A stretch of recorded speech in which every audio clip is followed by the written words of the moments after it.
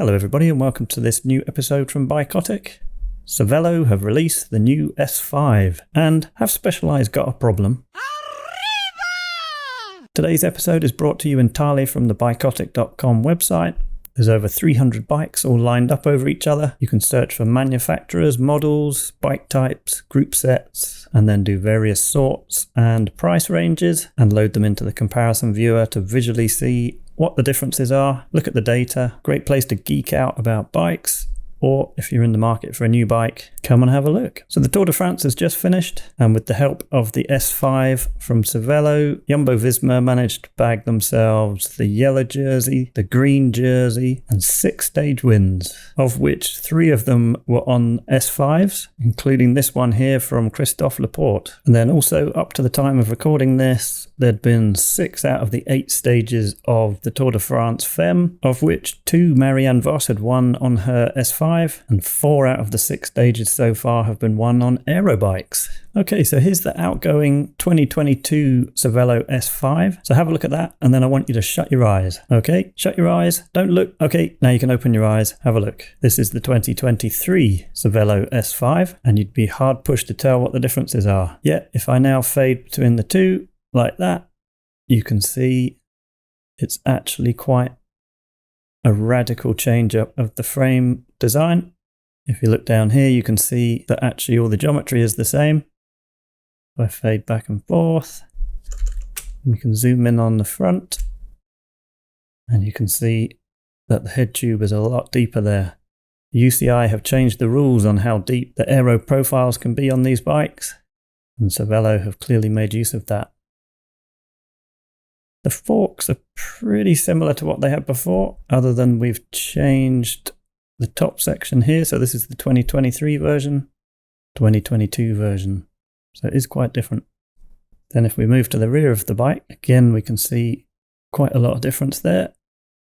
Change the shape around the seat wedge, curve around the back wheel has moved to allow more clearance, and you can actually see there that we've moved from 25mm tyres to 28. You can see those expanding there, that's quite cool. The seat post is a bit different, and apparently they've even done some work on the wheels, and the 2023 wheels, the back is a weeny bit shallower and the front is a bit deeper on this particular model. So there you have it, quite subtle changes, but I like the fact that Cervelo have gone to the trouble of making these changes. They're clearly performance orientated rather than just trying to get sales, because it's actually quite subtle to look at.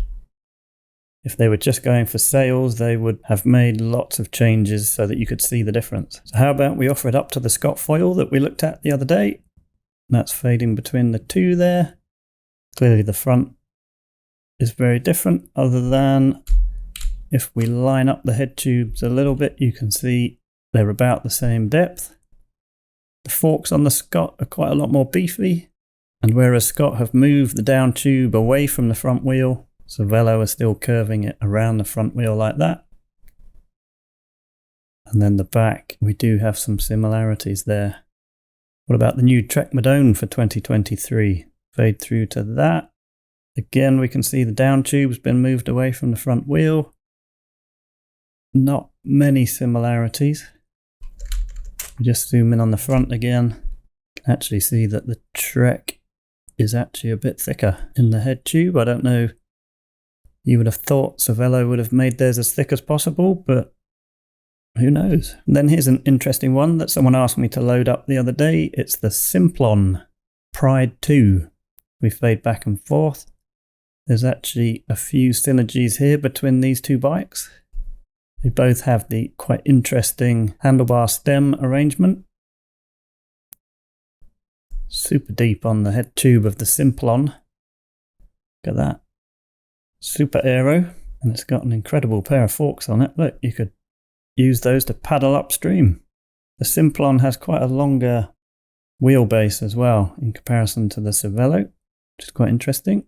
But that does look like a pretty aero bike, that one. Never seen one of these in the flesh. So there we go, that's the new Cervelo S5. Come to BIKOTIC.com and you can load up all these bikes yourself. So to the second part of this video. Have Specialized now got a problem? Well, here are the stats from the Tour de France that's just finished, and it all started off pretty well for Specialized. They won the first 2 stages. First stage was a TT, so that was won on their aero shiv bike, and then the second stage was a bunch sprint, which Fabio Jakobsen won on their Tarmac SL7, and then nothing. No more stage wins for Specialized. Now, of the 22 teams in the Tour de France, Specialized had 3 teams, 3 World Tour teams, so they had 24 riders, which gave them a 1 in 7.3333 recurring chance of winning each stage. 10 of the stages were won on all-round road race bikes, and then 9 of the stages were won on aero bikes, and that is the key here. So it's almost 50-50. So this is telling me that aero bikes are important in the pro peloton. So now if we compare the Cervelo S5